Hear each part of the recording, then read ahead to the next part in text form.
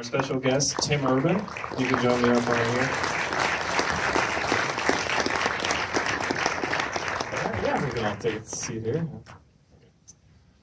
Let's kind of start right at what we just talked about in the introduction. You mentioned this film started as a text, and then it became Behind the Curve. Can you talk about what was it about necessarily the film and the subjects that made you want to make this film? So we had seen, probably as a lot of you have, you've seen Flat Earth in the news and the media and sports, whatever.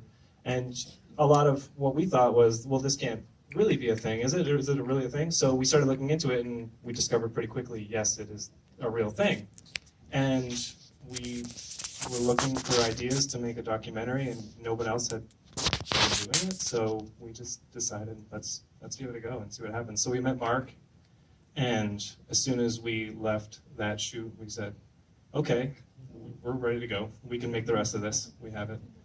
And then what was kind of like the process like of reaching out to Mark and beyond just like subjects in general, including Tim? Like, how did that go when you were like, hey, I'm going to show up with some cameras and let's talk about this? Like, what was that like? And I'll also include you in that, but for you. It started with Mark. Mark's very accessible. He puts his phone number on his videos. So we emailed or called him and just said, hi, and he's, as you can tell, he's a very open guy. He's very receptive to us talking to him, and so he said, sure, come up. His mom made me cookies and scones, and it was lovely, and she's a wonderful woman.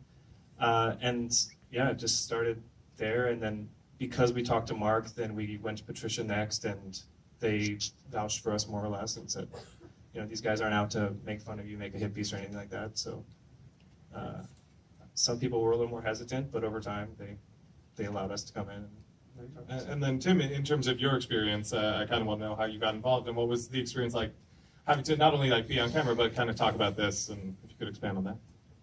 Yeah, I didn't read the email that like carefully enough, and I went and showed up, and I thought they were all flat earthers. And so it was like 15 minutes in, and then they were like, oh no, we're making the doc about, and so that things made more sense. But I think it's well, first of all, I had just coincidentally, I had gone through the same kind of, is this real? A few years earlier, and then I had gone into the spiral and said, oh my God, it's real, and I really did. I subscribed to the podcast. I was like, I just can't get enough of this. It's so interesting to like hear how the logic. How they would make the logic work. And so it's something that I'm already interested in, not just in the actual like voyeurism of this community, but also the psychology is interesting. And honestly, I really, I find it very humbling because I look around me at all of my hyper-partisan friends, and honestly, there's in certain areas, like they're not an ounce more reasonable. The confirmation bias is the exact same. So it's I think it's an important concept for us all to absorb. Yeah. On that note, I do want to open it up to the floor for questions, and we got a gentleman right there. So from being around this community, how much of it did you think was actually out to find the truth versus the relationship building and the community that was in finding somebody like yourself? Yeah, so the question was, if you didn't hear in the back, in terms of like dealing with this community, did you find kind of like how much was it of finding a community versus trying to find the truth? Like how did that kind of balance out? Well, I think it's it starts with a question, is the earth flat or not? And I think you find these videos and you start commenting and maybe they respond and you start this relationship, and I don't think anybody's out saying like I want to join this community to find friends or anything. I think that's not exactly right, but I think it becomes part of who you are, and you start like that's your daily routine. You're going on, checking the videos, seeing the newest ones, because there's a lot of content. And Mark in the podcast, he said there's so much content you couldn't watch it all in your entire lifetime, and that's true. Every day, every week, there's another podcast or another video put up, and there's a lot out there, and there's a big community. All right, we're gonna keep moving. We'll go in the glasses and then in the denim jacket. Did you meet any flat earthers who stopped being flat earthers as a result of the experiments you covered in the documentary? So the question is, did you meet any flat earthers who kind of questioned it based on the results of what we saw in the documentary? No. Yeah, in the denim, and then we'll go into the middle. Yep. I haven't done that much reading on flat earthers, really, but what, from your perspective, is the benefit or the reason for believing the earth is flat as opposed to the truth? Yeah. So the question is, and for those Do you that, mean personally or like with the theory? Just the theory. Like, I don't really know why people believe that. Well, yeah, sorry, her question, I don't know if anybody heard it. If it's why do people believe it? I think, this is generalizing a lot, but if you feel like there is a lie being perpetrated and a giant conspiracy, you're not going to stand for that. So once you feel like that's what's happening, then you're going to continue fighting for that information. I also can add, I think, humans are fairly simple creatures, and we want certain things. We want meaning. We want to feel righteous. We want to feel good. We want to feel connected. And lots of us in this room, we're struggling with a lot of that. A lot of it, meaning's hard. Purpose is hard. And I think any kind of dogma, the really hardcore dogmatics, a lot of time it's almost like a get rich quick kind of here's your meaning, your purpose, your community, this is everything, and you're the hero, and you get to play the hero. And I think that that feels really, really good. So I think when you can start believing, suddenly all these other parts of your brain really want to keep this feeling. They want to believe because it feels good for all these other reasons. And I think that that's going to lead to the flat Earth is a mechanism to get all that. And there's 100 other mechanisms you can find. This is one of them. And so you're going to find anytime you have one of these hardcore dogmas, you're going to find people using it for that kind of thing. Yeah, and I want to add to that. We have psychiatrists and a psychologist in the film, and it's not because we're saying flat earthers need psychiatrists or psychologists. It's Right. more saying, why do people believe this hard in something that most other people do not? That's why. He just answered. Yeah.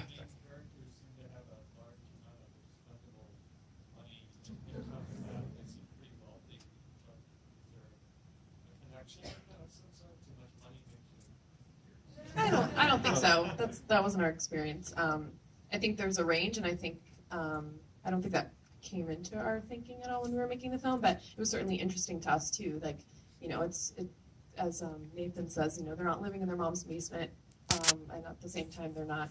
It's a range. It's a range like anything else. So.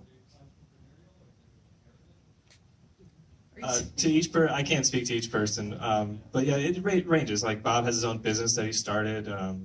Patricia has a radio station and she owned a shop in New Orleans for a while. Like it's nothing secret, but it's not. Nathan works for the legal Zoom. Is that? Yeah. Legal Shield. Legal Shield. Sorry.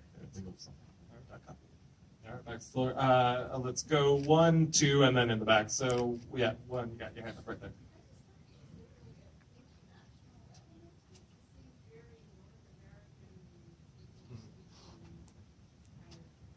Yeah, so the question is, a lot of the subjects are, especially within the film itself, North American. Is there an international element, and kind of did you find that in your filmmaking process? Yeah, there is actually definitely a pretty big international element. I would say, in our experience, it tends to be mostly English-speaking countries. Like, it seems like there's a lot of them in Australia, the UK. There is, a fair number of them in Canada, from what we can tell. But there are a couple other countries that have a large contingent. There was a big meetup recently in Korea, I believe, that Nathan was actually speaking at, I think. So you do find them all around the globe. But, yeah. And then we'll move to gentlemen, and then we'll go up to the back. Yeah, go for it. Particularly with Mark Sargent, but with a number of the people in your film, there's this impression of the thrill of influencing people, whether you believe or not, but just you get an impression of this amazement in part from him, this excitement, just that there's influence.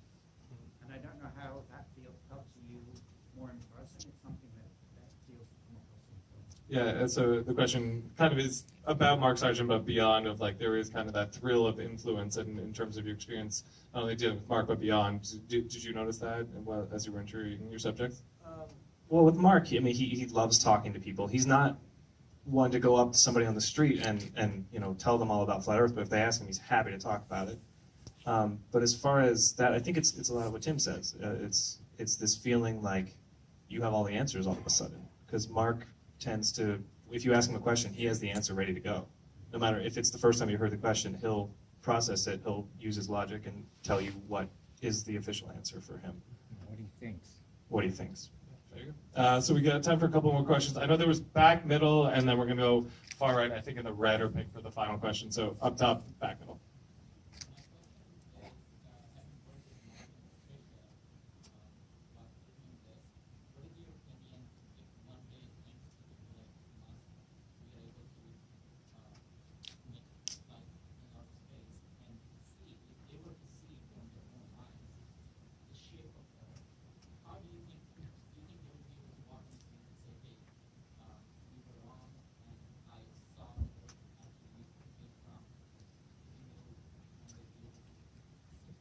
Yeah, I mean, I think I don't know if you can speak specifically for Mark and Patricia, but the question.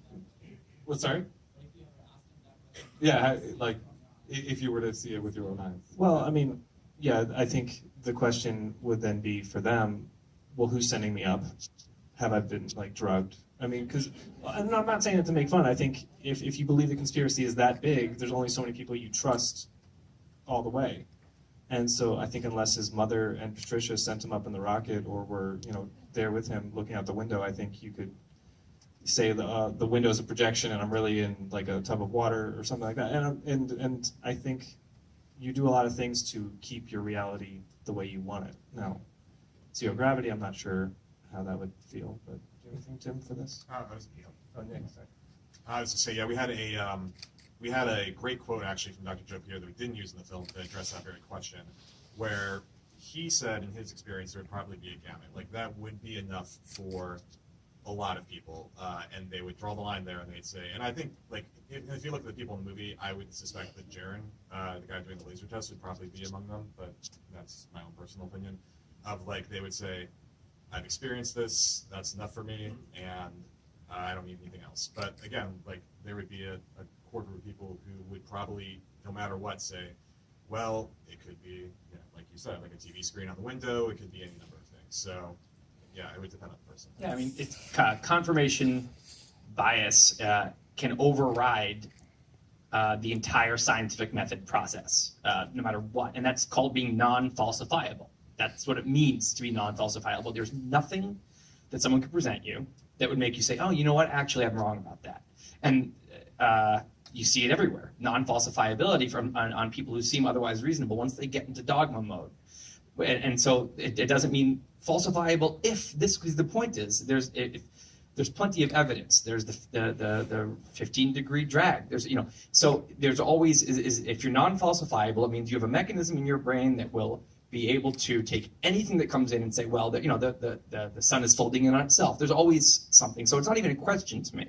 This is very obvious to me that the answer would be that they would continue to believe that this was a conspiracy. It has something that if it's going to turn, it's going to turn. It's that they're going to let go in their own head. They're going to change in their own head. Nothing on the outside world is going to change that. And then the final question was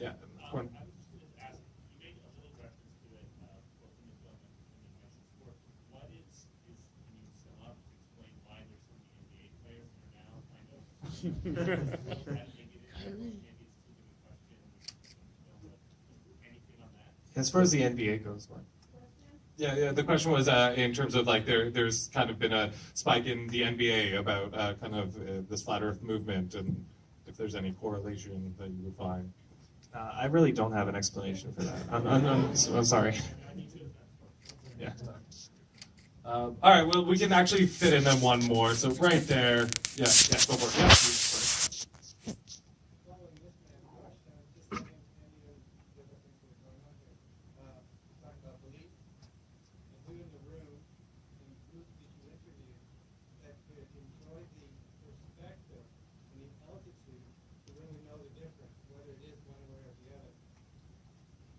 Please. So are you? The question is there any, did you interview anybody, or is there anybody in the room? Well, we don't need to talk about who's necessarily in the room. I mean, that's personal account.